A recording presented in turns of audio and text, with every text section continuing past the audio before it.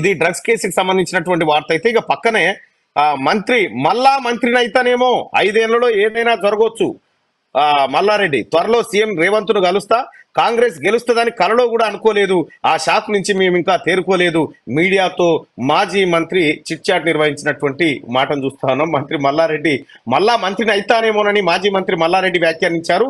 తనకు అదృష్టం ఉంటే, రాసి పెట్టి ఉంటే 5 ఏళ్లలో ఏదైనా జరగవచ్చునని ఆయన అన్నారు. గురువారం అసెంబ్లీ ఆవరణలో మీడియాతో మల్లారెడ్డి చిట్ చాట్ చేశారు. బీఆర్ఎస్ ఓడిపోయి కాంగ్రెస్ గెలుస్తుందని కలలో కూడా ఊహించలేదని ఆయన మీడియాకి చెప్పినటువంటి మాట, చిట్ చాట్ లో చెప్పినటువంటి మాట. మల్లారెడ్డి ఇక నాకు తెలిసినంత వరకు అయితే మల్లారెడ్డి పవర్ ఉన్న కాడనే ఉండాలి. ఎందుకంటే తన కాలేజీలు కానీ తనకున్నటువంటి ఈ దందాలు నడవాలంటే అధికార పార్టీ ఖచ్చితంగా ఉండాల్సిందే.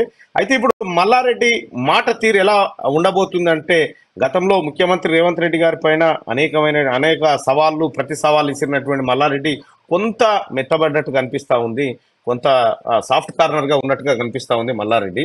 ఇక కాంగ్రెస్ పార్టీలో చేరి కూడా ఆయన ఆ తల్లి సోనియా గాంధీ పెట్టిన భిక్ష కాకపోతే ఈ దిక్కుమాలే కేసీఆర్ కు పదవి ఎక్కడిది ఇవన్నీ అంటాడు. ఒకవేళ బీజేపీలో కనుక చేరితే మాత్రం చేతి నిండా కంకణాలు కట్టుకుంటాడు, బొట్లు పెద్దగా ఉంటాయి, అవన్నీ కార్యక్రమాలు మల్లారెడ్డి గారు చేయగలుగుతారు. మల్లారెడ్డితో అయ్యే పని అవన్నీ.